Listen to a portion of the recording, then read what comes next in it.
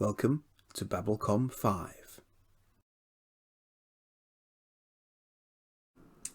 So I spent a good hour and a half today watching In the Beginning from its nice little clamshell case.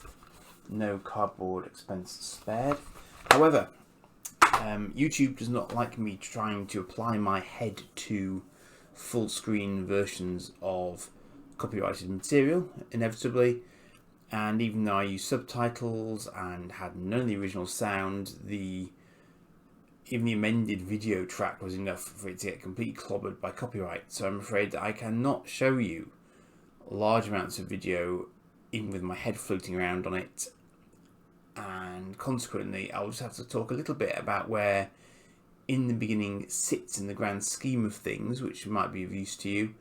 And then I can give you a quick rundown. If I can include little video clips, I will try and do that, maybe.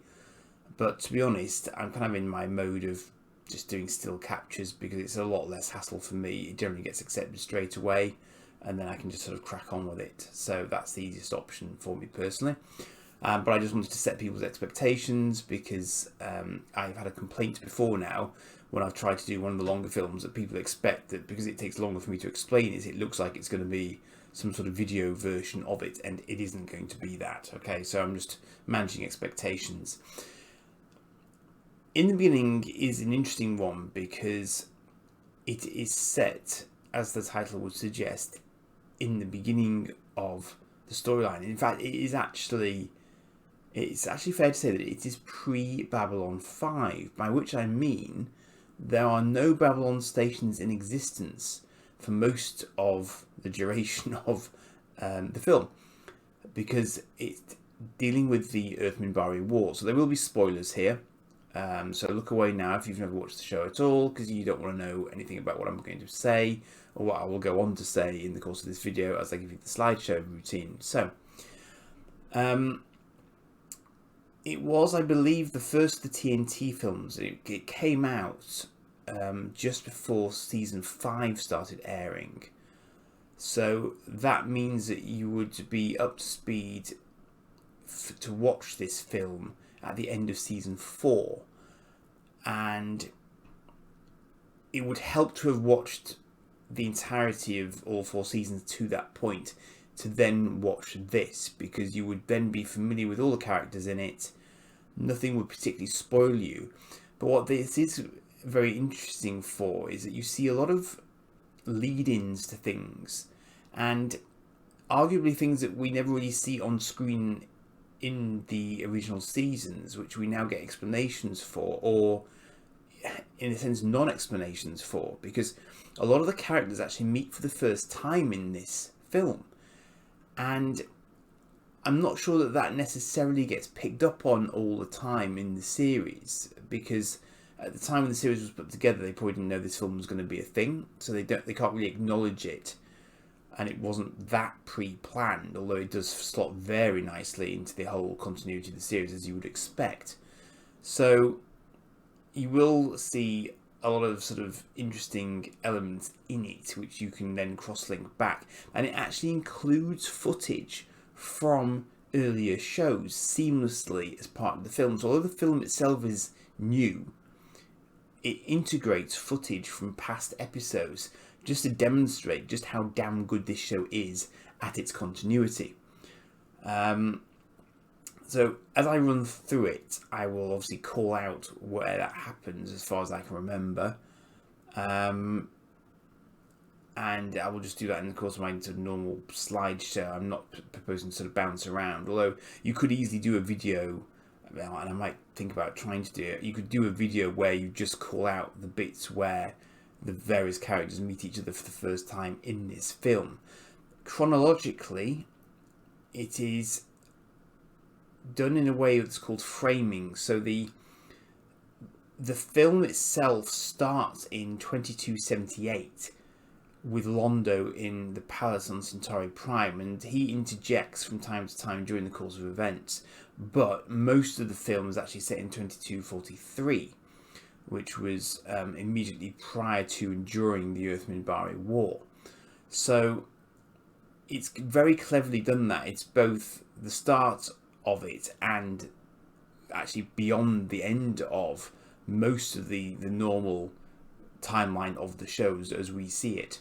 So it's a very clever little piece in that sense, and it does, as I say, fits in perfectly. And we find out some quite interesting, surprising elements in this film that I don't think we had an explanation for before. So again, I'll call those out as I go through it, but I just wanted to manage expectations a little bit. I did try.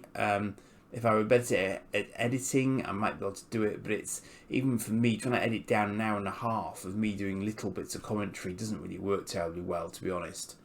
If I had a Patreon page, maybe that would work out better, I don't know, but if you want that sort of thing, do go and have a look at Medusa Cascade's channel, because she's really good at this sort of stuff. She's much better at this than I do. She obviously does it as her day job, which I do not. So I will leave it there, and I will comment further, obviously, as I take you through it in my normal slideshow format. So I just wanted to explain that I did try, didn't come off, I'm afraid. Wasn't really holding my breath, but I know that some people do take this subtitly approach to, to try and get things under the radar, but it's not going to happen. So I'm just going to carry on in my normal vein and watch the film again for the second time today in order to produce screenshots, and I'll probably not script it. I think I'll just walk you through it as I go, and so sort of give you the synopsis as I go along, and my sort of general thoughts on it as I go along as well, which is slightly different to my normal way of doing things, but I think it just makes sense for a film length one, because it just saves me a little bit of time. And so if you like the channel, please like and subscribe. I'm going to put a link in the bottom for these t-shirts.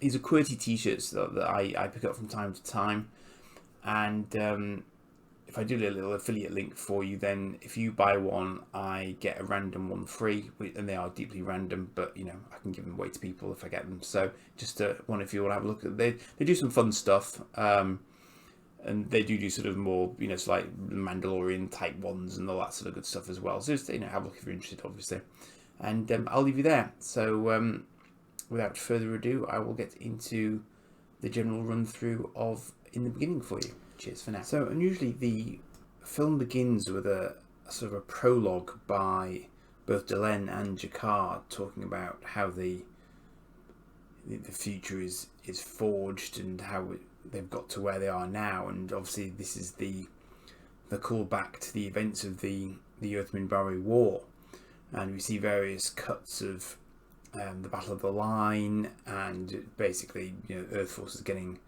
carved up.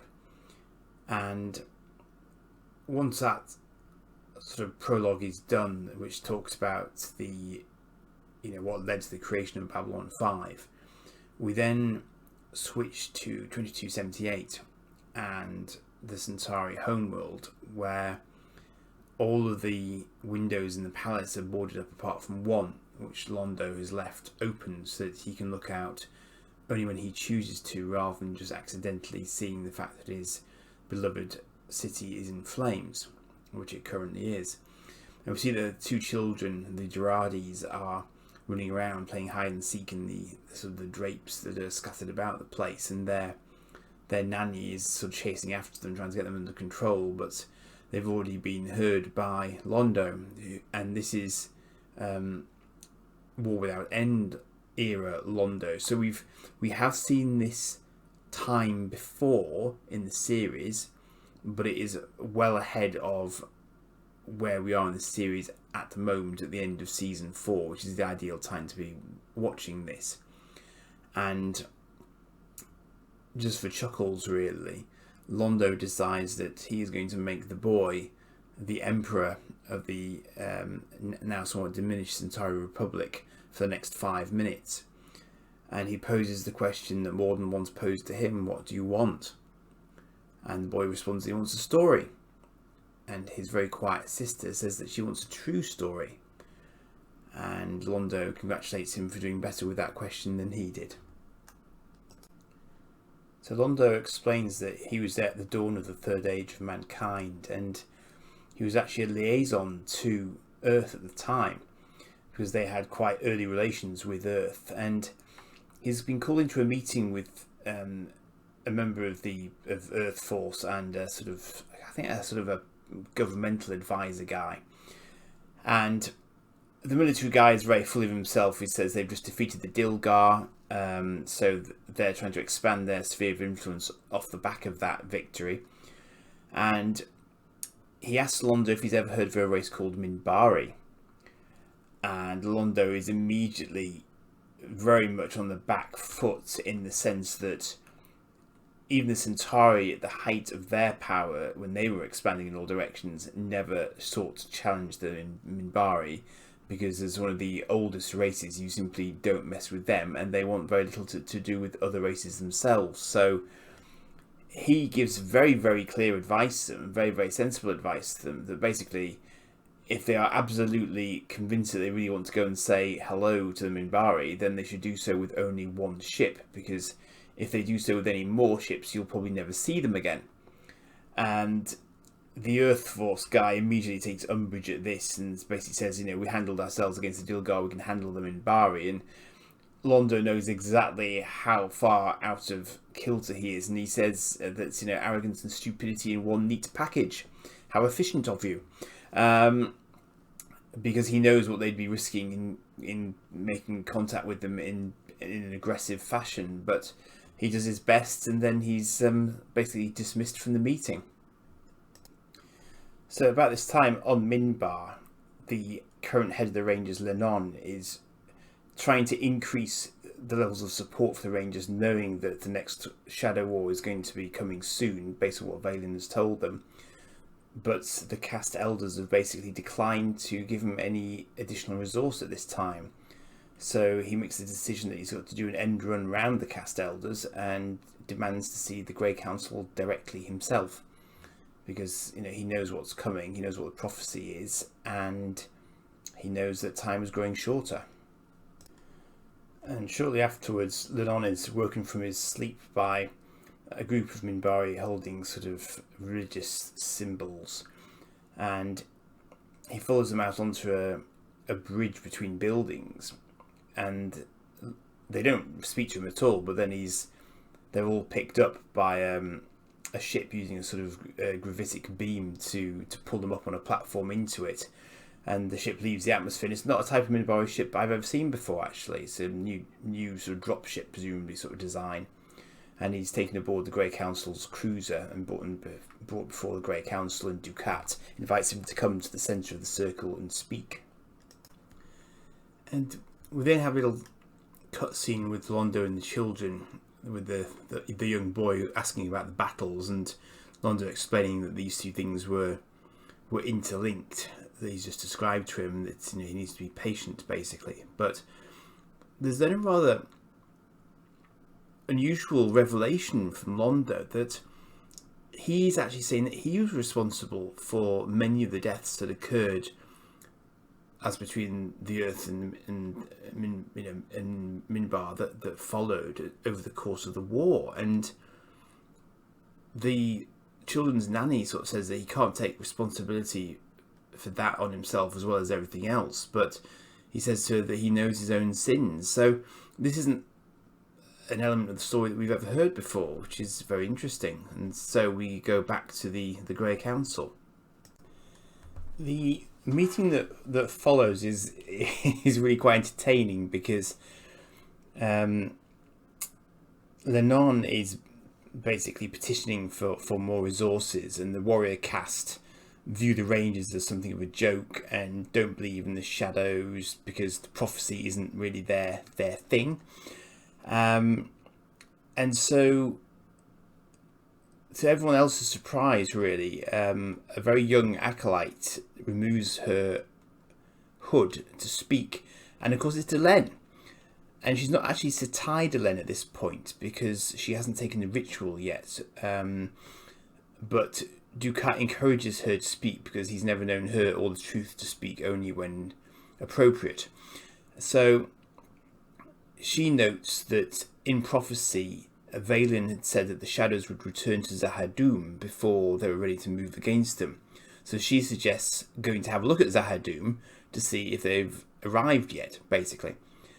And the warrior caste representative Kalan basically says that they're not interested in doing that, so they've got to protect homeworld, so they're going to stay put. And Dukat very cleverly turns it on him and basically says, I agree, so we'll go. So and Copland is like, what? Which is quite hilarious.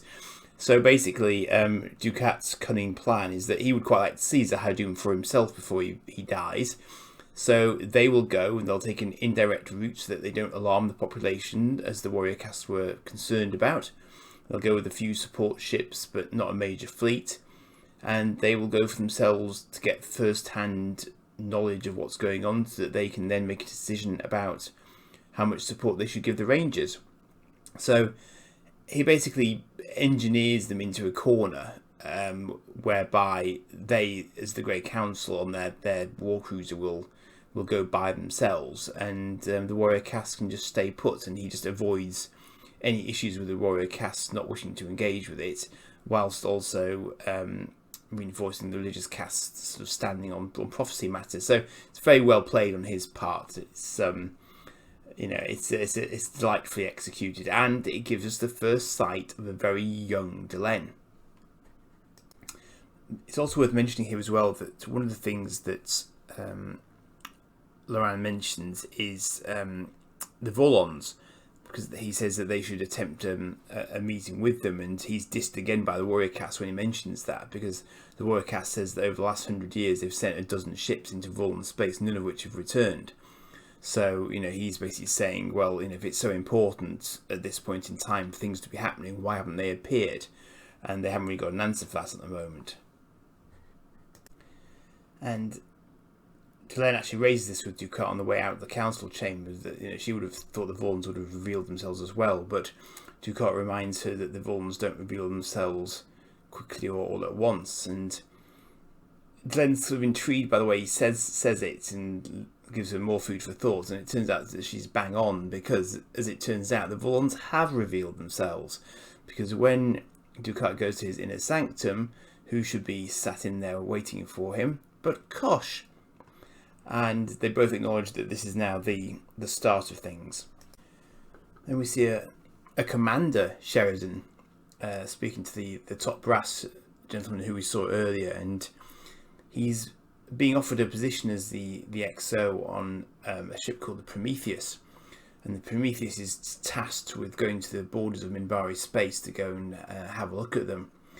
But it turns out that Sheridan knows that captain, and he has a poor reputation when it comes to first contact. So rather interestingly, he actually declines the opportunity and basically says that he wouldn't feel comfortable potentially going up against his commanding officer in a first contact situation. And he's actually committed to a ship called the Lexington, which is an older patrol ship.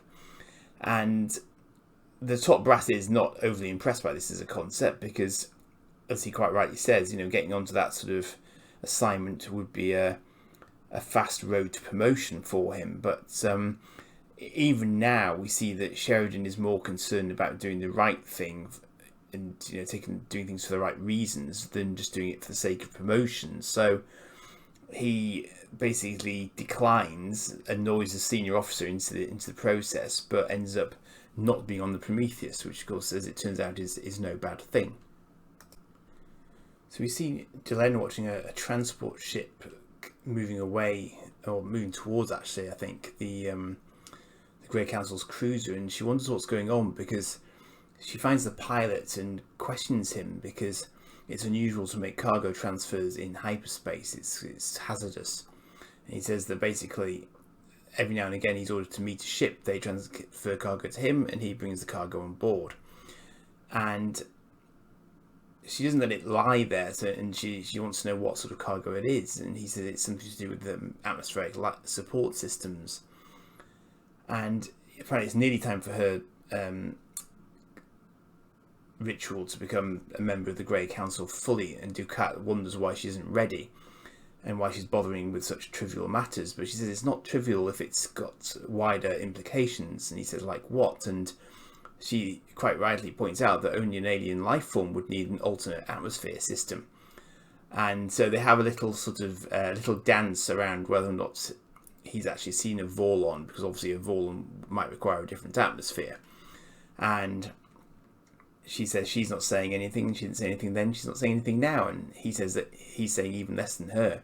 So there's definitely a question mark left hanging there. And of course we know what the situation is, but she clearly doesn't at the moment. But we then see that the Earth expeditionary fleet is in hyperspace. The Prometheus is a Hyperion class vessel, and it has a reasonably substantial support fleet with it as well, of quite heavy cruisers. And they jump into normal space for a scheduled rendezvous, just as Delenn is preparing for her ritual, which involves Dukat asking her if he'll follow her into fire and so on, as is the way for the new Satai. And she confirms that he will, and that she's basically there to follow the truth, that they are one people with one voice. As Delenn follows Dukat into the council chamber, the Prometheus and her Nova dreadnought escorts are pushing their luck, because they've identified that the Minbari are out there, and they've decided to try and approach them to get some scans on the quiet. But the problem is that the captain of the Prometheus is like a dog with a bone. He just won't let it go. So he's determined to get closer and closer. And of course, ultimately, that reveals their presence to the Minbari. When the Minbari start to use their scanners on them, they're so powerful that the Earth's force systems can't cope with them, and it shuts down their jump engines. And so the situation rapidly escalates. Meanwhile, we see that in the council chamber, as Delenn is sort of sworn in the ritual, she holds her hands up to a triluminary, which then glows in reaction to her.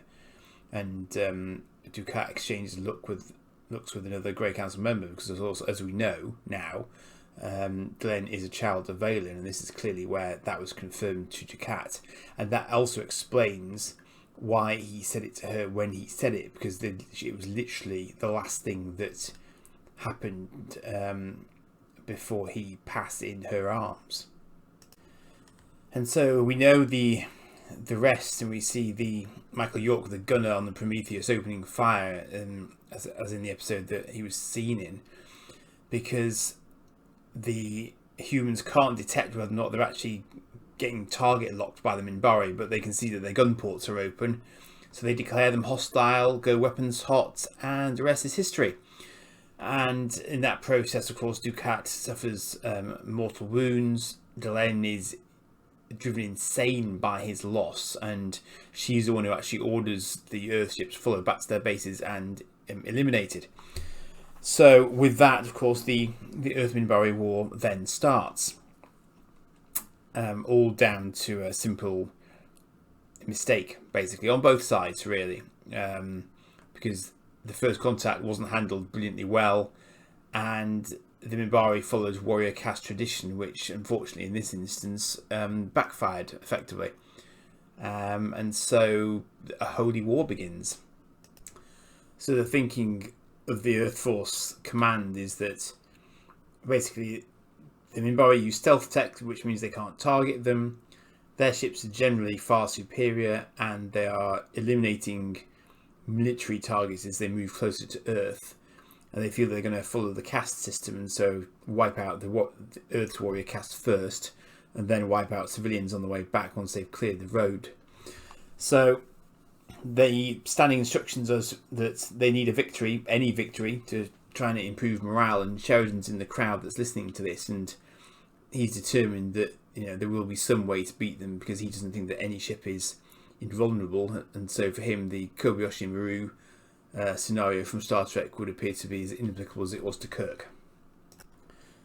So now we see a very young Ivanova meeting with her brother before he goes out. She's not enlisted yet. And one really interesting thing that comes out of this scene is that she gives him an earring. And in the entirety of the rest of the series, we only ever see her with one earring, and this is why, because she gives it one to him for good luck, so that he'll come back. Earth's trying to get hold of Centauri weapons, because obviously they're one of the older races as compared to Earth.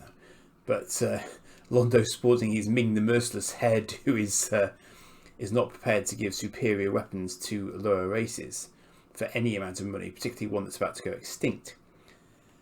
And so Earth turned to the Narn for help, because of course the Narn have reverse engineered Centauri weapons, and from their point of view, if the Minbari find Earth in possession of such weapons, they'll assume they're Centauri weapons and go after the Centauri.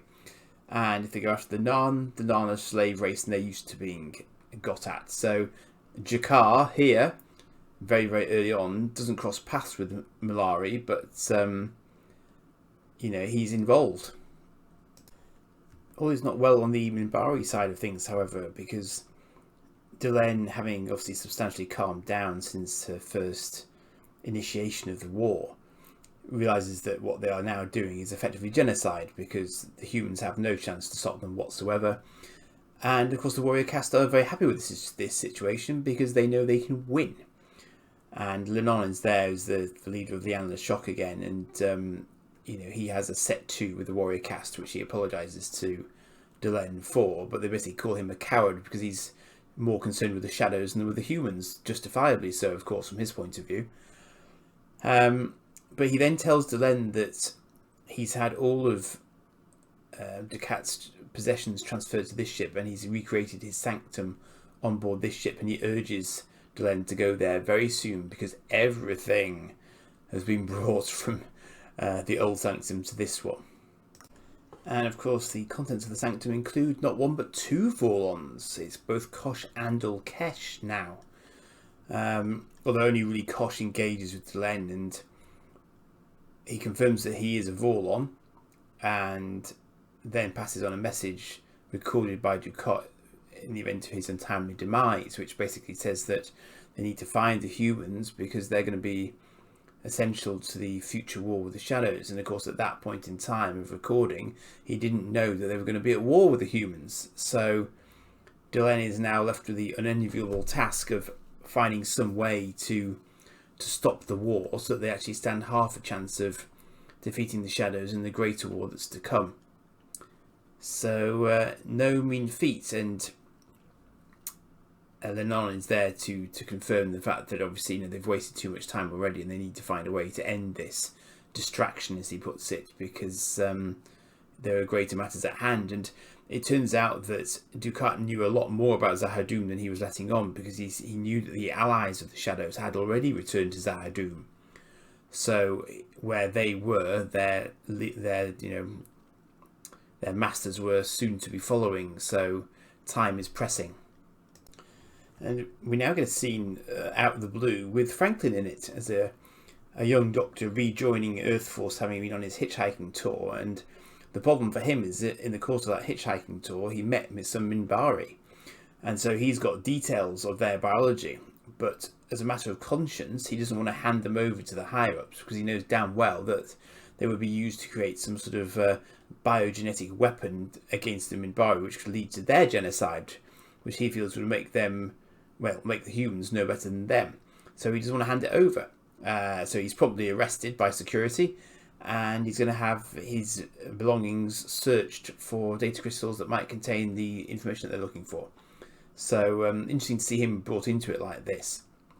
And then we switch to a patrol that Sheridan's on with the Lexington, which is Hyperion class, where he's basically saying that a couple of their ships have been picked off by hit and run attacks, and they're anticipating some greater assault from an elite cruiser that they've heard rumours of, but of course no one survived to actually confirm its existence.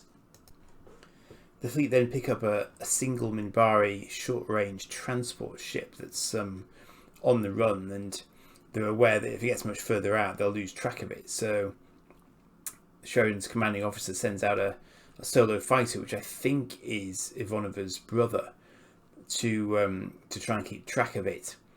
And it seems then to sort of what they call flame out, so it sort of tumbles head over heels. But Sheridan notices that just before it does so, it actually kills its forward speed, which you wouldn't do if you were trying to run away.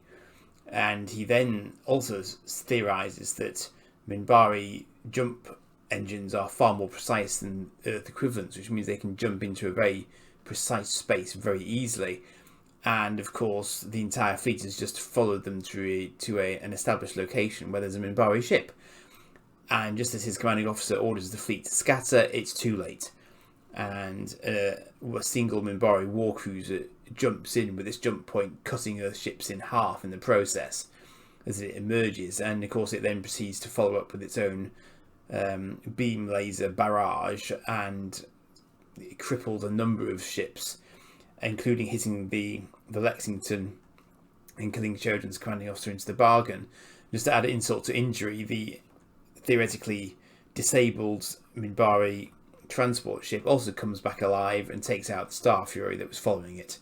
So the fleet is in deeply bad shape at this point. So following the revelation of the Rollons, Delenn is meeting with Lennon to try and figure out a way forward, because she can't contact the humans directly, and now they're in the Grey Council. But Lennon, as leader of the Endless Shock, is slightly to one side, but he's respected. And of course, given that he's in command of the Rangers, he can make arrangements that through sort of back channels that other Minbari wouldn't be able to. And Delenn has been made aware of the arrangements the humans have made with the Narn to buy weapons, and so they have a route there that they can use to try and get access through to the humans, and make an arrangement for a meeting in neutral territory in an attempt to open negotiations. So he's happy that he's able to do something, and Delenn is going to pass him the sort of human language files and so on that she's accumulated to assist him in that task. So he reckons it'll be about a month before they can actually be in a position to do anything further. And so the scene then shifts back to the Lexington, which is adrift in the asteroid field they were ambushed in, and is basically awaiting getting finished off by the war cruiser once they realise that they're still alive. Sheridan is now basically the ranking officer on the Lexington, and he has a plan. And the plan, unsurprisingly for Sheridan, involves nukes. Tactical nukes in this case, of which they have 3 remaining. So his plan, and rather democratically and unusually for a military ship, he asks if anyone's got any better ideas, but his plan is to seed the asteroid field with these nukes attached to rocks, and then to send out his distress signal towards Earth in order to lure the war cruiser in, so that they can then detonate the nukes effectively as mines in proximity, in the hope that will take out the cruiser, and hopefully, not them, but it's a possibility that it might take them out as well, but at least it'll give them a chance. So, as the comms officer says, his wish comes true, because once they've planted the nukes and sent the signal, he rapidly detects an echo closing on their position, and he orders them to sort of look as though they're evading, basically, and trying to get away by manoeuvring behind an asteroid using the thrusters they've got left. But of course, once the cruiser is close enough, he orders the first bomb detonated. The second one they're out of range of, but the last one they are in range of, and that manages to do the job, having already crippled them from close range with the first hit. And so, of course, it turns out that this was actually the Black Star, which is the flagship of the Minbari fleet. And so this is a major propaganda coup for Earth, and it's broadcast to every single Earth outpost going to try and lift people's spirits. So there's now a rather intriguing scene once the party's broken up after the showing off the destruction of the Black Star, because Sheridan now meets G'Kar, who is going to act as a liaison between the Minbari and the humans for the purposes of this covert meeting with Lennon. And Sheridan then meets Franklin, also presumably for the first time, and Franklin meets G'Kar for the first time, because Franklin is brought in as someone who's had sort of physical experience with the Minbari and could also help if things go south with injuries and so on. So it's very surprising, because I don't think we've ever had an indication that they knew each other beforehand, before they actually arrived on the station. So it's a curious one, because you would expect them all to remember this, because these are really some unusual times and they are going to spend some time together. So the basic plan is that a Narn cruiser is going to drop them off at an abandoned listening post in Sector 919. And there they will meet this Minbari contact, and if all goes well, there'll be negotiations to follow. But the as Sheridan rightly comments, he's he's expendable because they're not sure which way this is actually going to go, whether or not it's just another potential trick that the Minbari are playing on them. So, that remains to be seen.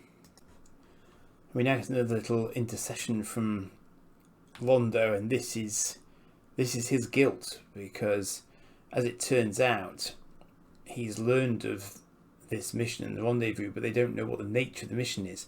They assume that the Narn are bringing weapons, and they want to try and prevent closer ties between Narn and the Earth.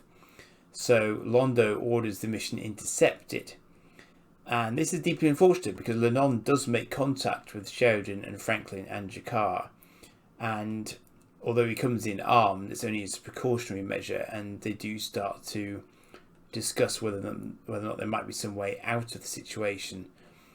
But it's at that point that a Centauri cruiser jumps in, blows the hell out of the Narn heavy cruiser that's still waiting in orbit, and then proceeds to carry out a planetary bombardment, a very accurate one, sadly, which blows up the listening post that the gathering had taken place in, and sort of blows up the ceiling and knocks them all down to the floor with debris scattered everywhere, and then jumps back out. And no one ever found out that it was the Centauri who had carried out the assault at Londo's order. And so as a result, the peace initiative that might have kicked off at that point fails miserably, because Lennon is killed as a result of the attack. And so Londo then carries some measure of guilt for the continuation of the war beyond that point, which is something we've never ever heard before, but which he's now revealing to these, seemingly inconsequential kids and their nanny. So that was a very unexpected turn, but just one more little piece of guilt that Londo has to carry around with him. And so the Minbari turn up to see what's happened to Lennon, obviously, and Sheridan, Franklin and Jakar are brought on board the cruiser. And inevitably they are going to meet a very sticky end, but Sheridan starts shouting that he knows what's in Dukat's sacred place. And of course, the mention of Dukat's name, the guards start thumping their stuffing out of him, because a human saying his name would be unheard of. But Glenn wants to hear what he has to say, and he says that Isla Zar is in Dukat's sacred place, and Jakar translates that, after Glenn orders them released, as meaning the future. And of course Kosh said that they were there to create the future, and so it was just Lennon's way of trying to give them half a chance of being released, because obviously only he would have known that was the case. So interestingly, they don't see Delenne's face, because she's got her Grey Council robes on, and she's got her hood well down over her face, so they would not have known who she was, even having seen her at that point. So it's not like Sinclair, who did get a clear look at her face at one point. Sheridan and Franklin and Jakar don't, so they wouldn't know that she was Satai at that point, which is quite an important point. There's a very touching interlude now with Londo and the children and the nanny, where Londo explains that up until that point relatively few humans had actually died, but as a result of Lennon's death, the war escalated, and so things became very, very bad for the humans, of course. And there's also a very touching moment here where Londo says that he had all the windows boarded up in Centauri Prime in the palace because he didn't want to come on the site of his city in ruins, unannounced, because he thought he'd just break down and cry. And he said that he had 4 wives who he cared for a great deal, but he loved Centauri Prime, every inch of the place, all the streets, all the buildings, everything. And yet now he spends all his time looking through the one window that isn't boarded up on the devastation that's been wrought on his world, despite the fact that he'd always wanted to avoid it. And it's obviously a moment of great sadness for him to see it like this, but he says there is hope, but it will be very, very hard.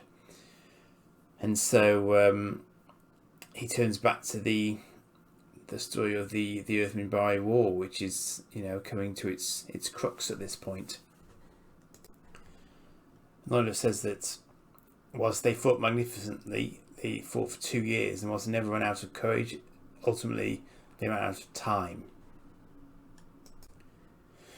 We then see a rather stirring speech given by the president of the time to ask that any available fighters and ships form a last line of defence around Earth, because the Minbari are likely to bypass Mars and go directly for Earth at this point. And she's basically saying that they stand at the twilight of the race, but the longer they can delay the Minbari, the more civilians they can get off. And it's a very nice piece of, well, nice isn't the right word, but it's a very stirring piece of filming, because the sort of supporting cast are very multicultural, and we've actually seen that with the Star Fury pilots up to this point as well. They're not just sort of white Americans. There's clearly sort of Chinese and women, and it's a proper mix. And I like that that was thought through, and they look like they're actually they are properly sort of acting it out, even though they have no words. They are conveying the depth of the situation really, really well. And I think had they not been doing that, it would have kind of brought you out of the moment. But that and the background music and everything else is spot on. On board Glenn's cruiser, she's questioning whether or not they are still holy, even if their holy war is nearly concluded. And out of desperation, I think, as much as anything else, she actually goes to the recreation of Dukat's sanctum again and asks if the Vorns are still there, and Kosh responds that they have always been there. And she asks them for help. She admits that she doesn't have any idea of what to do next, but she thinks that the others are tired of the war as well, even the warrior caste, and would welcome some way out of it, but it's taken on a life of its own. And Kosh says to her that the truth points to itself, and that she will know what to do when the time comes, basically. And both of the Vorns then encourage her to hurry, because time is running out.